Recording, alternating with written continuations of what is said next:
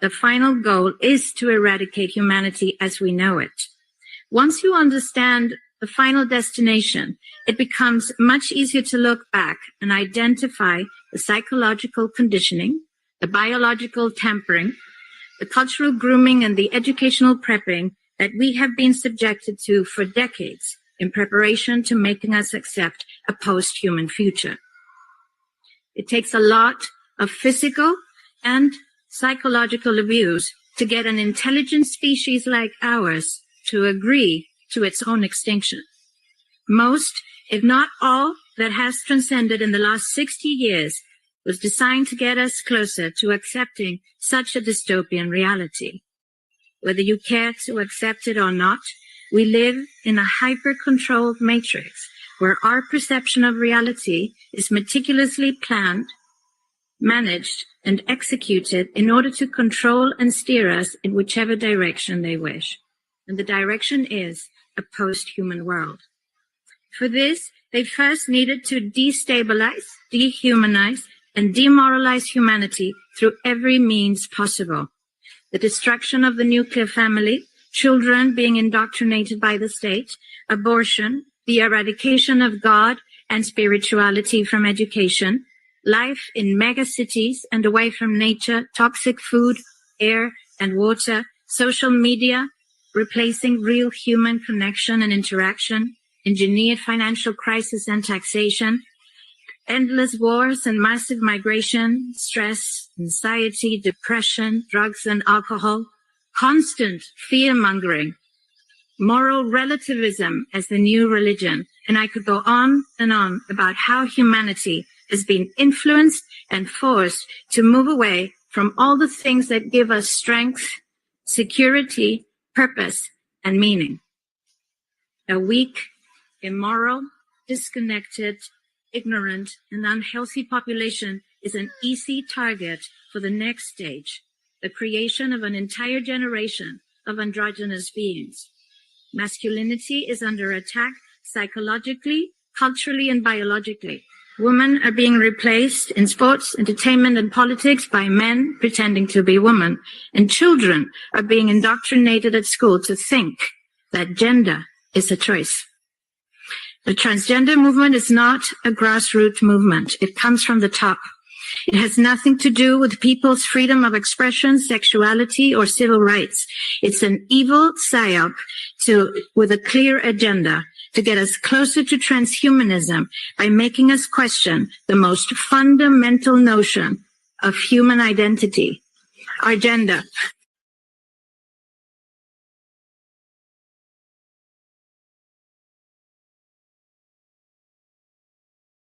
If you don't know who you are, if you already identify as a hybrid between a man and a woman, you will be easily convinced to become a hybrid between human and machine. Gender ideology is the 2 + 2 = 5 from George Orwell's 1984 dystopian novel. It's the final test to see whether we will follow the most absurd party line towards our own extinction. But 2 + 2 = 4. And no matter how you choose to dress, call yourself, or change your physique, will not change that. The sad reality, though, is that in the gaslighting process to get us closer to a post-human future, they have mentally and physically harmed an increasing number of children and young people, and it's only getting worse. This must be stopped. The world is a vampire sent to drain, secret destroyers hold you up to the flames. And what do I get for my pain?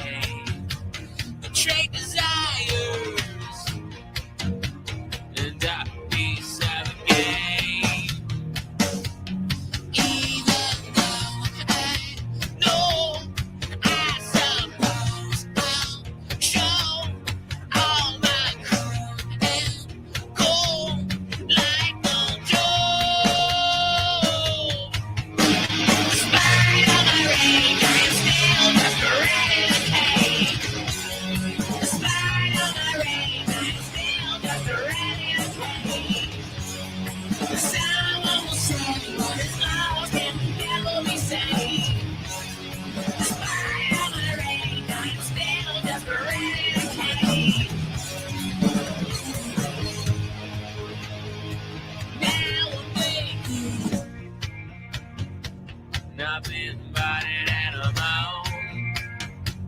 But can you fake it for just one more show? And what do you want? I want to change. What do you got when you feel the same? Even though I suppose I'll show all my cold like control. Despite all my rage, I'm still just ready to take. Despite all my rage, I'm still just ready to take. And someone will show you what is love will never be saved. Despite all my rage, I'm still just ready to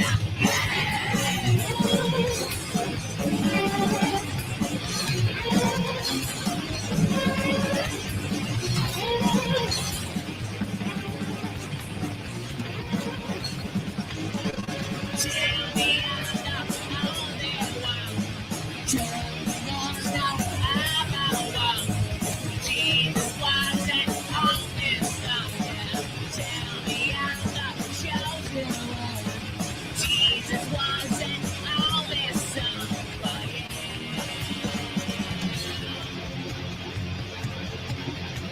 despite all my rage, I'm still just a rat in a cage. Despite all my rage, I'm still just a rat in a cage. Someone will say what is lost can never be saved. Despite all my rage, I'm still just a rat in a cage. Despite all my rage, I'm still just a rat in a cage. Despite all my rage, I'm still just a rat in a cage. Despite all my rage, I'm still just a rat in a cage. Tell me I'm not the only one. Tell me there's no other one. Jesus wasn't on this side for you. And I still believe that I cannot be saved. And I still believe that I cannot be saved. And I still believe that I cannot be saved. And I still believe that I cannot be saved. I will never talk to a doctor about my general health ever again. If I break my arm, I'm going to go see a doctor. If I need surgery, I'm going to go see a doctor. My general health, never again. None of them know what they're talking about. They're all full of shit. All they know is to put you on pills and put you on medicine. That's all they know.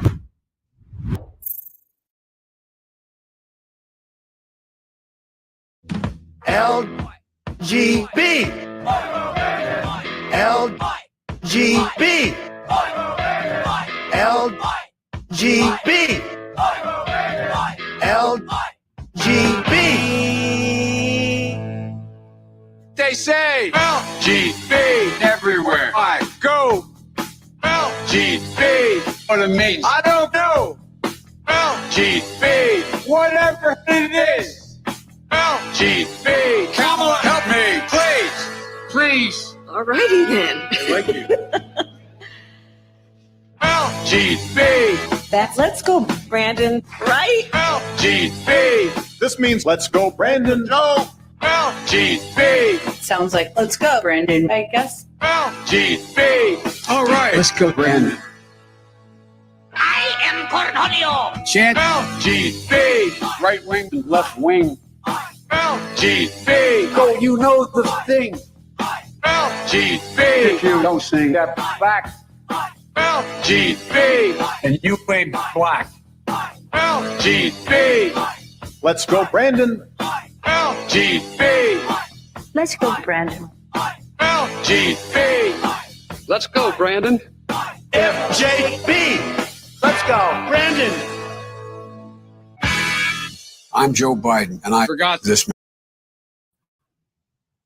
Greetings, my dear friends, and welcome to another episode of Reading Epic Threads. I'm your host, Patrick Gunnels, joining you from Houston, Texas, this December 16th, 2023 at 8:17 a.m. Central Standard Time.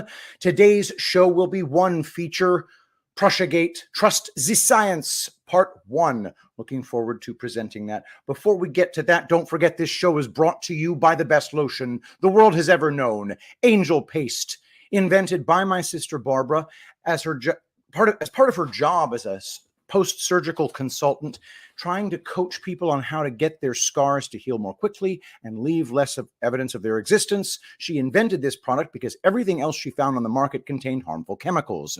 Angel Paste does not. It consists only of food-grade plant oils, and because of that, people are just... The results are absolutely incredible. We've got these three reviews on judge.me starting in the last 3 hours. These are the reviews that have come in.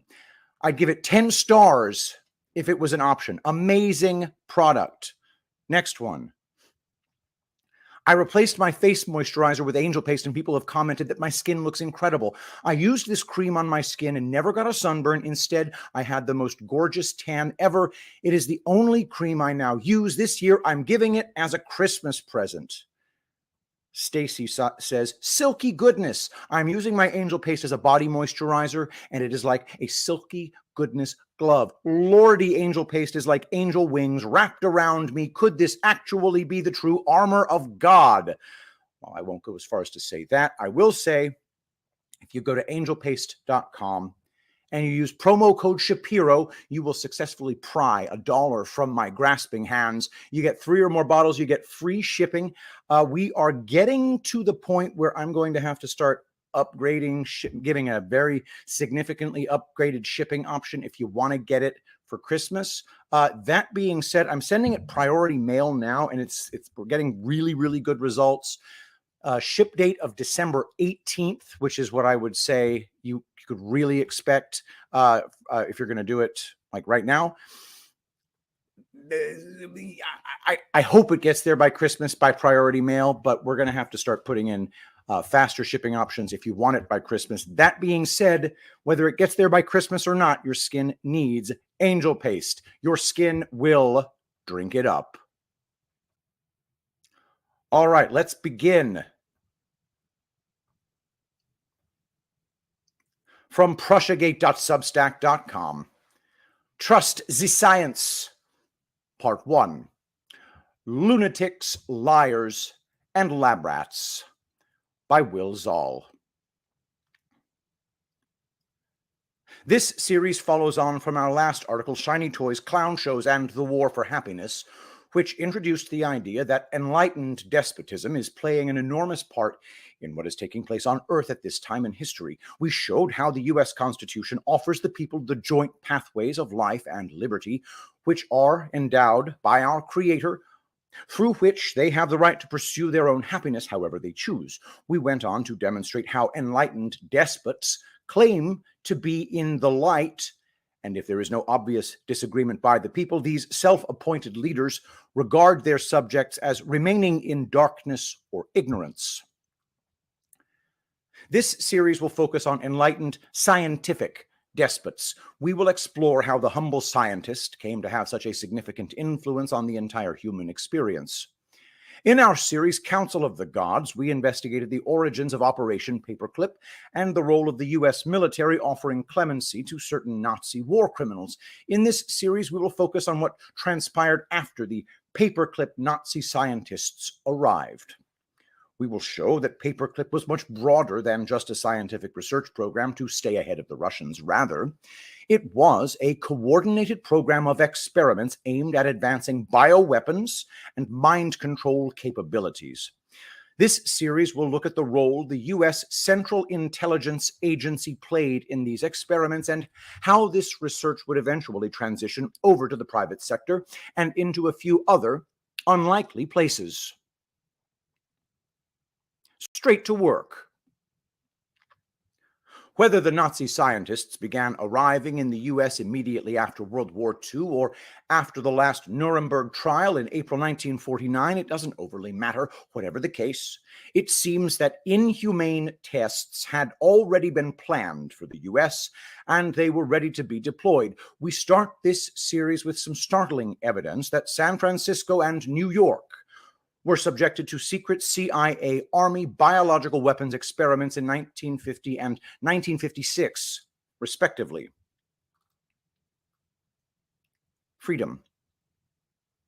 The independent journal published by the Church of Scientology, December 1979.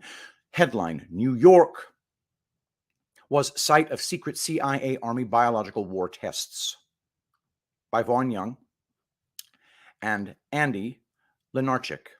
The Central Intelligence Agency conducted 5 consecutive days of covert biological warfare experiments in the New York City area in 1956 with the cooperation of U.S. Army personnel. This and other previously unknown biological tests were discovered during a 4-month investigation of CIA documents previously released under the Freedom of Information Act. The following is the first part of what Researchers for American Citizens for Honesty in Government, an arm of the Church of Scientology, discovered. From the editor. For 6 consecutive days in 1950, a U.S. Navy ship cruised off the coast of San Francisco, exposing over 800,000 people in the Bay Area to a daily cloud of bacteria. Shortly after the tests, doctors south of San Francisco noted an unusual incidence of pneumonia among some of their Palo Alto patients, one of whom subsequently died. End quote. Source: CIA CREST database.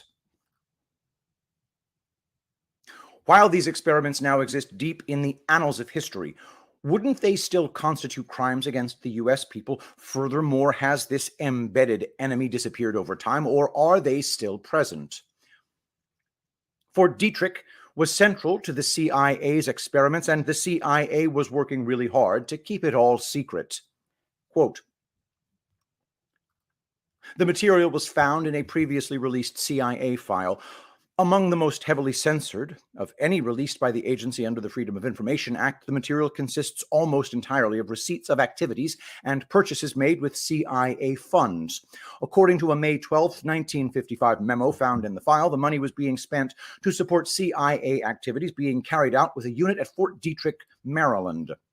The receipts stem from a petty cash fund used by the CIA Army team. Some receipts are marked emergency to indicate that such goods could not be procured quickly enough with the regular fund, and the petty cash float, which averaged only a few $100s, had to be relied upon. CIA censors had sought to delete every reference that could identify the location of the test team. In some cases, the names of firms that had printed the actual receipt form had been struck out by overzealous censors. However, New York City was identified as the hub of the 1956 test through a $1.50 receipt for an observatory fee Empire State for weather data during the 5-day test. End quote. Could it be that the arriving Nazi scientists were being inserted directly into existing operations?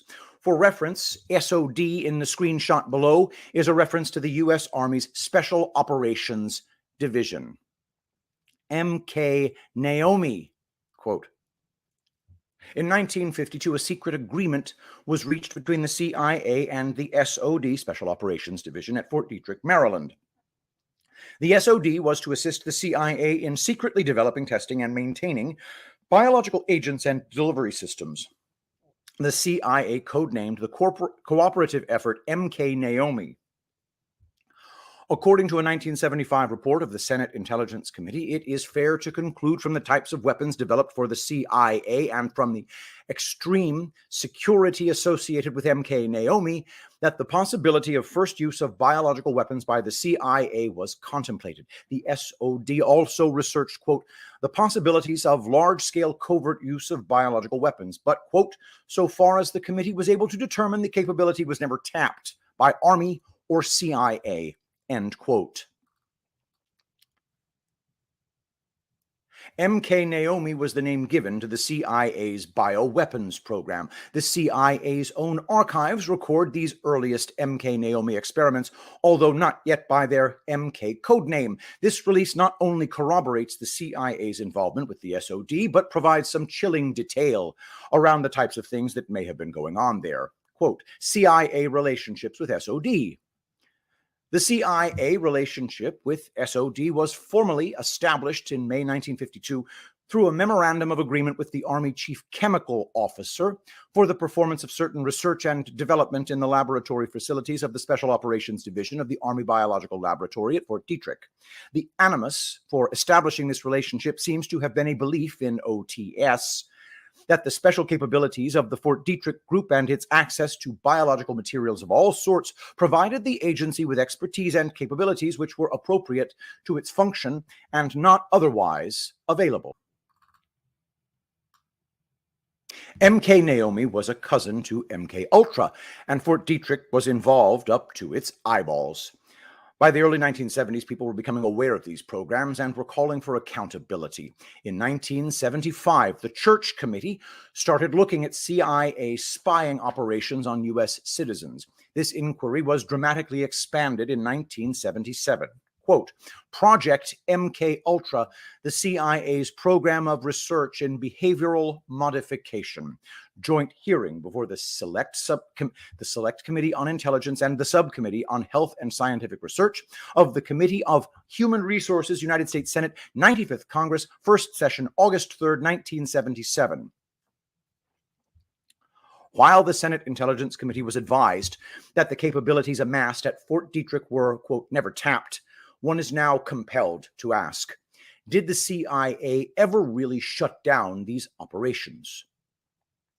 These 1975 commissions of inquiry did produce some fruit, although the public never really became aware of the breadth of the operation. The obscure CIA file that we provided above was within a record series which carried a very intriguing title. Could the title of this series provide a glimpse into the scale of what was happening here? JFK Assassination System. Record series. Assassination-related materials. Originator, CIA, from Carl, Office of the DD/S&T, to Philip Buchan, title restricted. Subject, CIA, anti-Castro activities, clandestine operations, end quote. Were these biological experiments somehow related to the JFK assassination? Was there something more to these mind control experiments? A war against the people. With all that we revealed in our series, Council of the Gods, it is reasonable to assert that the CIA was comprehensively controlled by the invisible enemy at this point. This meant that a whistleblower would be required to bring any kind of truth into the light. Quote, sensitive, secret. Summary report on CIA investigation of MK Naomi, Project Discovery, the initial identification of the relationship between the CIA and the Army Biological Laboratory at Fort Detrick as a possible questionable activity requiring further investigation occurred in late April of this year. It resulted from information provided by a CIA officer not directly associated with the project in response to the repetitive appeals of the DCI that all past activities, which might now be considered questionable, be brought to the attention of agency management. As a result of the information provided by him and by two other officers identified as having some awareness of the project, it became clear that further investigation of the matter was in order, end quote. The whistleblower suggested that bioweapons, BW, activity at Detrick had not ceased, as the government had been told. Quote, concern about these assertions was heightened because the A/DDS&T had noted in a recent interview of the 1963 IG survey of the Technical Services Division, TSD, that approximately $90,000 in that current fiscal year was spent at Fort Detrick, quote, for the maintenance of a bioweapons capability. This statement appeared so important that a quick check was made to determine its significance, end quote. The Office of Technical Service, OTS, replied, suggesting it was doing a few small things in relation to bioweapons, but nothing of the scale that was reported in the IG report. Inspector General. The whistleblower's testimony reopened this entire narrative, and the CIA's cover-up was gradually being exposed. Quote, when new and more disturbing information about the nature of the Fort Detrick activity emerged, however, the words of the IG survey tended to give it credibility. Thus, late in April 1975, a search was begun for any records or other information available on the project. Difficulties were immediately encountered because the project cryptonym could not be identified, codename. The search for records of fund transfers to Fort Detrick did ultimately produce information in that regard. However, and checks by the Office of Security on one of the individuals identified as having been involved in Fort Detrick activities did provide the MK Naomi cryptonym. This enabled OTS to recall the proper files from Records Center. 2 MK Naomi files were retrieved. Some additional information was also produced from the Office of Logistics files, end quote. The most shocking thing about these revelations is the government's ongoing commitment to deception and non-disclosure. Quote, this collection of material largely confirmed the nature of the project as reported by the informants and identified a number of people involved in the activity. Additional cause for concern resulted from the association of several of these people with specific assassination plans as revealed in the IG's report on that activity. A major concern after the discovery of the records involved the disposition of a stockpile of biological weapons agents and toxins maintained by Fort Detrick for possible agency use. It was not known whether or not these materials had been destroyed along with the Army's BW stockpiles in response to presidential directives of November 1969 and February 1970. An unsigned memo raising the question of the disposition of agency materials maintained by Fort Detrick posed the option of having it stored in a commercial laboratory. It was the impression of those in OTS, Office of Technical Services, who were familiar with the project that the material had in fact been destroyed, but no records confirming it could be found. End quote. Quote, no written records were kept. Though some CIA-originated documents have been found in the project files, it is clear that only a very limited documentation of activities took place. No records on such things as material control, receipt, delivery, destruction, etc. can be found. No documents relating to any possible operational use of the material have been found. End quote. For the people of any nation to continue to agree to this covert government behavior, they must believe in the idea of an ongoing threat. They must believe that the government is working in their interests in order to be more powerful than their enemies. Creating the belief in a threat is how the system of enlightened despotism maintains its control. The people willingly give their permission. When it comes to the surveillance of nations, nothing much has changed since World War II. Under the guise of national security, many state secrets remain under lock and key. Whatever the public does find out, it is often 50 years after the fact, and usually after the key players have all died. This pattern of espionage disclosure continually has people accepting that government needs to be hiding things from us. In this same pattern of disclosure, we are only now able to find the CIA's intentions behind MK Naomi. Quote 3. MK Naomi. MK Naomi was another major CIA program in this area. In 1967, the CIA summarized the purposes of MK Naomi. A. To provide for a covert support base to meet clandestine operational requirements. B. To stockpile severely incapacitating and lethal materials for the specific use of TSD, Technical Services Division. C. To maintain in operational readiness special and unique items for the dissemination of biological and chemical materials. D. To provide for the required surveillance, testing, upgrading, and evaluation of materials and items in order to assure absence of defects and complete predictability of results to be expected under operational conditions. Under an agreement reached with the Army in 1952, the Special Operations Division at Fort Detrick was to assist CIA in developing, testing, and maintaining biological agents and delivery systems. By this agreement, CIA acquired the knowledge, skill, and facilities of the Army to develop biological weapons suited for CIA use. End quote. Source: CIA Crest Database. Reviewing these declassified documents illuminates why Senate inquiries were demanded in 1975. Following an agreement with the Army in 1952, the CIA had progressed from stockpiling toxic poisons to making weaponized delivery systems. They go on to note that such bioweapons, by formal agreement, must be, quote, suited for CIA use. Outlining the objectives of an emerging program is one thing, but did the CIA and the Special Operations Division ever act upon them in the field? Quote, SOD developed darts coated with biological agents and pills containing several different biological agents which could remain potent for weeks or months. SOD also developed a special gun for firing darts coated with a chemical which would allow CIA agents to incapacitate a guard dog, enter an installation secretly, and return the dog to consciousness when leaving. SOD scientists were unable to develop a similar incapacitant for humans. SOD also physically transferred to CIA personnel biological agents in bulk form and delivery devices, including some containing biological agents. In addition to the CIA's interest in biological weapons for use against humans, it also asked SOD to study use of biological agents against crops and animals. In its 1967 memorandum, the CIA stated, quote, 3 methods and systems for carrying out a covert attack against crops and causing severe crop loss have been developed and evaluated under field conditions. This was accomplished in anticipation of a requirement which was later developed but was subsequently scrubbed just prior to putting into action. End quote, end quote. Having just admitted to an interest in having weapons that could be used against humans, the CIA suggested they commenced plans to use these weapons against animals and crops, but these were scrubbed.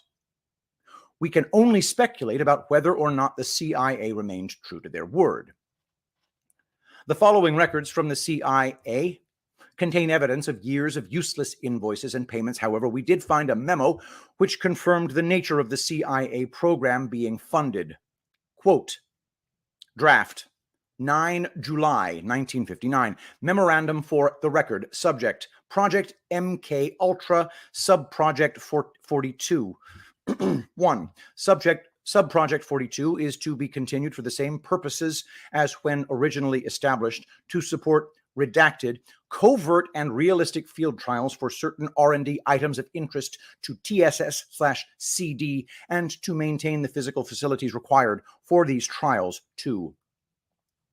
During the past few months, arrangements have been concluded and preliminary dry runs have been completed for the project for the conduct of a larger number of more complex field trials. These new trials are necessitated by the production of new materials in other TSD programs, advances in the state-of-the-art delivery, and the need for better controlled field-type experiments. In order to cover the added cost of this accelerated testing, the total cost of this sub-project is being increased from $6,000 to $10,000. End quote. When it comes to mind control programs, what on earth was taking place that could be described as field trials and field-type experiments? Were these field trials the ones carried out over New York and San Francisco? Were other trials going on that no one will ever know about? Despite President Nixon classifying toxins as bioweapons, it seemed that compliance with this order may have been sporadic. Quote, MK Naomi was terminated in 1970. On November 25, 1969, President Nixon renounced the use of any form of biological weapons that kill or incapacitate and ordered the disposal of existing stocks of bacteriological weapons. On February 14, 1970, the president clarified the extent of his earlier order and indicated that toxins, chemicals that are not living organisms but are produced by living organisms, were considered biological weapons subject to his previous directive and were to be destroyed. Although instructed to relinquish control of material held for the CIA by SOD, a CIA scientist acquired approximately 11 grams of shellfish toxin from SOD personnel at Fort Detrick, which were stored in a little-used CIA laboratory where it went undetected for 5 years. End quote. Source, CIA Crest Database. Whether other tests stopped or became more covert, we may never know. Whatever the case, the full extent of the CIA's involvement in these depraved scientific experiments was laid bare in 1977.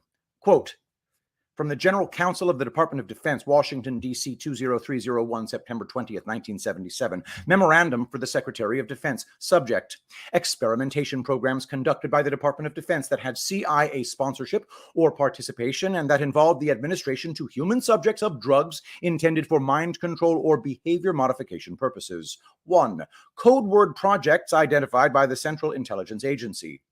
In testimony on August 3, 1977, before a joint session of the Senate Select Committee on Intelligence and the Senate Subcommittee on Health and Scientific Research, the Director of Central Intelligence reported that the Central Intelligence Agency had located a number of boxes of documents consisting largely of financial records relating to experiments using human subjects in which drugs were tested for mind control and behavior modification purposes.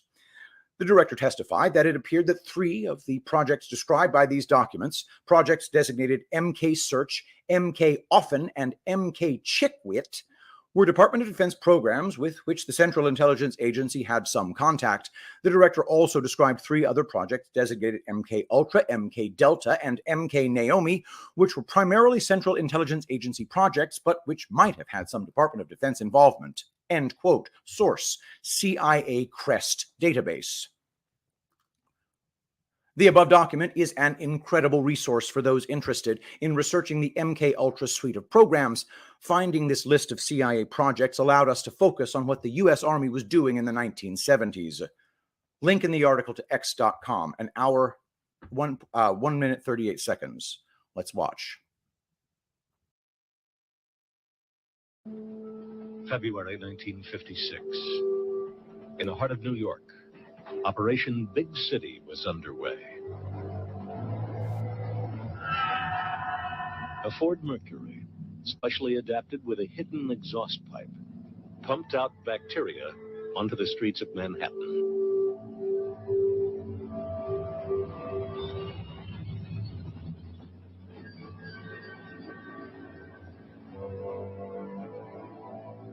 Undercover agents entered the city's subway system, their cases equipped with tiny motors, which covertly dispersed the bacteria Bacillus globuli.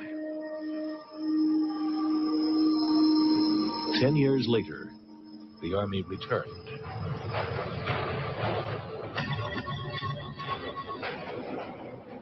Light bulbs filled with bacteria were dropped in front of trains and down ventilation shafts to test how far the bacteria would spread through the subway system.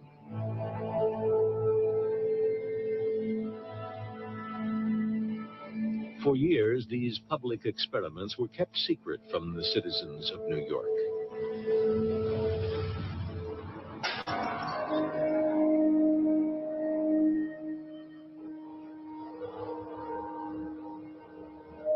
The Army faithfully filmed its own experiments.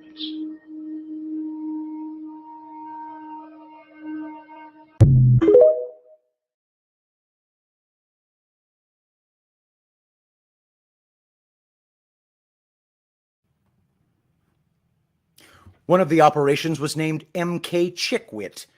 As the details of these horrible experiments come to light, the desire to slightly rename Operation McChickwit was overwhelming. While the 1977 Senate committees were advised that the experiments had generally been closed, it appears that these programs simply became more and more covert. This short video showcases Lytton Bionetics, which was accused of being involved in the development of AIDS with Robert Gallo years before AIDS was discovered. It includes an interview with Gallo, whose anger at being challenged about this possibility was obvious, showing he is a part of the enlightened despot brigade. Historic records prove the secret intensification of the biological weapons race in America make the Soviet efforts pale by comparison. Here to prove it are 3 of the most stunning and condemning documents in biological warfare history.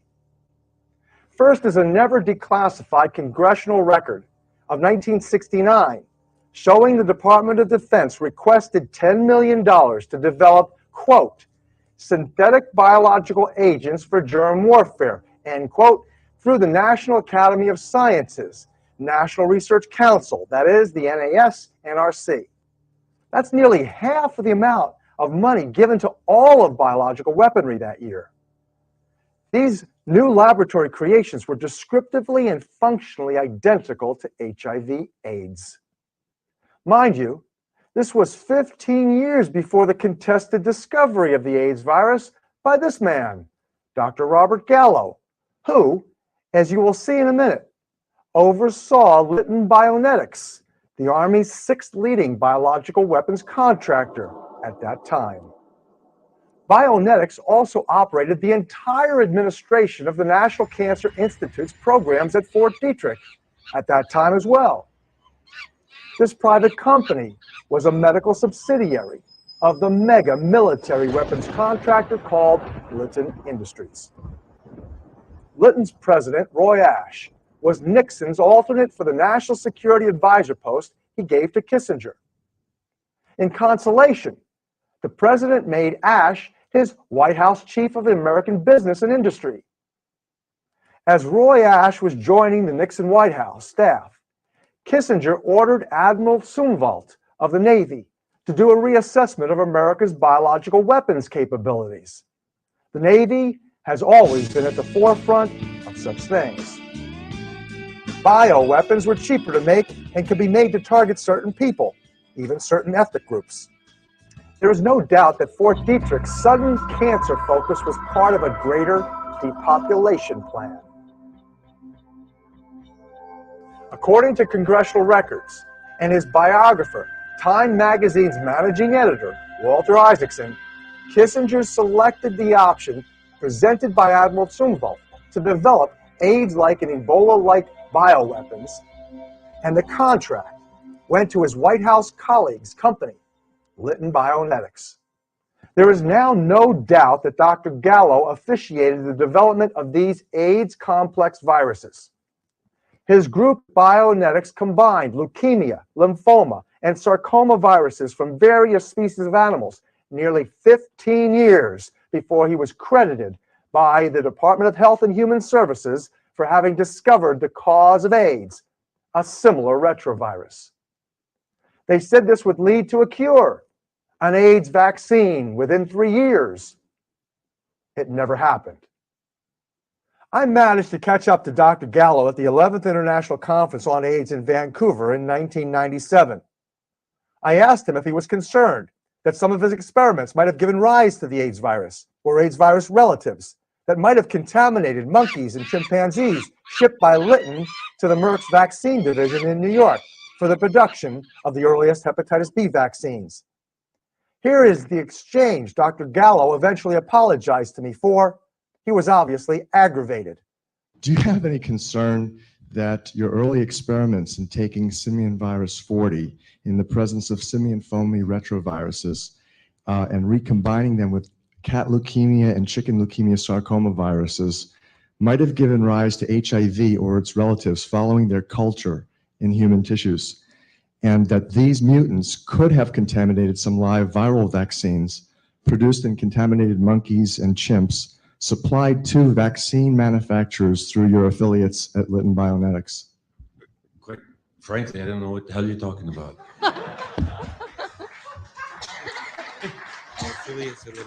I'll cite your paper, Dr. Gallo. If you can, you've got a paper. You've got a paper that I don't know I ever published. Okay. I sure like you decided. Would you begin? I'd be happy to. National Academy of Sciences, 1970, Gallo et al. It was an oral presentation that you presented before NATO and NATO audiences in Mol, Belgium. You published it. It's in the National Academy of Sciences. I'll be happy to show you the paper. Stop. I mean, this is beyond asinine. In Mol, Belgium, my first trip to Europe, so I can remember it, a NATO meeting did take place. NATO meetings fund all scientific meetings all over the world, even East-West at that time. Biologic meetings, scientific chemistry meetings, all kinds of meetings about motherhood, fatherhood, everything. And what I talked about in Mol, Belgium was in the 1960s, long before gene cloning took place, before I ever worked in virology. What I talked about was cellular transfer RNA. Okay, And that's Well- mold Belgium. Proceedings in the National Academy of Science, an SV40. I never published a paper in my life. An SV40, except the transfer RNA species. An SV40 transformed hamster cells compared to non-transformed cells as a control. You've got pineapples, kiwis, grapes, and cherries mixed in with some other tutti frutti. I don't know what in the hell you're talking about. And excuse me. I'm a little bit tired of this kind of nonsense. Okay. And crap. And Gallo, Sarin et al. Were Lytton bionetics researchers were your co-authors in which you combined cat leukemia and chicken sarcoma viruses to create Let me explain. to Yeah, evaluate we created it. Okay, we created it. Thank that's you right, very much. leukemia, Yes, we created sarcoma it all. complex models. I'm really smart. Yes, we did it. Everything I was mean- created by us working in the laboratory. Look, just for those with some little bit of understanding of this, who care about this kind of idea, I've had a lot of things said, but I've never had anything quite like that one. There were people who thought and made postulations that it was not actually directed at me. This is a good one, a new one, but that HIV could have been created in laboratory experiments. There are two answers to that are definitive, conclusive, that no scientist could have deliberately created them unless he was a super genius and 10 years ahead of his time. The AIDS virus definitively existed long before molecular cloning. That's point one. Point two, we know the full sequence, the genome of HIV. It was published by our lab in 1985, by a group from Paris around the same time. The genome has no homology to any known existing virus in the world, except SIV discovered after it. Has nothing to do with cats, has nothing to do with chicken sarcoma viruses. SV40 is a DNA virus that comes from little animals that can transform cells in culture, has no sequences in HIV. Further, we never worked with SV40 with those viruses together. And if we did, the whole thing would be irrelevant. And I think you need to begin with Biology 101 high school, okay?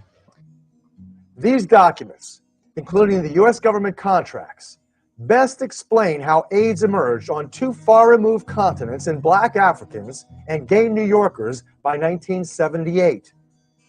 These were precisely the populations that received the first hepatitis B vaccines produced in Lytton's chimpanzees just 4 years earlier. By the way, the man sitting to Dr. Robert Gallo's right is Dr. Jonathan Mann. At the time, Dr. Mann was the AIDS czar for the World Health Organization. Not long after Dr. Mann witnessed my exchange with Gallo, he quit his most esteemed position, saying, quote, far more than a medical problem, AIDS is a socio-political imposition, end quote.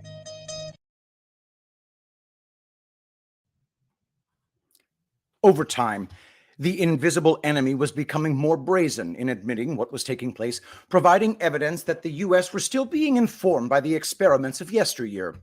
Listen to Fauci describe these experiments in his own words. We needed to put into place a plan to deal on a public health basis and on a biomedical research basis. The difficulty is this was totally uncharted grounds for us. So I found myself, never imagining that I would be doing this, needing to learn from people that I never thought I would be learning things from, namely bioweaponers, people who were our own bioweaponers in the United States decades ago, international figures, people from other countries, the UK, and also, and importantly, defectors, particularly from the Soviet Union, who had vast experience in the ways of biowarfare. And what I learned very quickly, that if we're going to mount a defensive program to guard the homeland against bioterror, we had to understand some fundamental things that may seem obvious, but when you're planning a multi-billion-dollar program, they're not. To be continued. Thank you very much to the Prussiagate guys. Looking forward to part 2. Those of you who are familiar with my exploration of virology might find that that is relevant to this subject. I personally will definitely attest to the fact that Fauci, Gallo et al., They're just the Oppenheimers of their fields. And those who know what I know about nuclear weapons will say the same. One would also be not remiss to say that easier than having a doomsday weapon is simply having the people believe that you have a doomsday weapon. Thank you, everybody, for watching. Looking forward to part 2. Let us pray. Saint Michael the Archangel, defend us in battle. Be our protection against the wickedness and snares of the devil. May God rebuke him, we humbly pray. And do thou, O Prince of the heavenly host, by the power of God, cast into hell Satan and all evil spirits who prowl about the world seeking the ruin of souls. Amen. I love you all. Thank you so much for being here, and I'll see you tomorrow. I will be the greatest president that God ever created.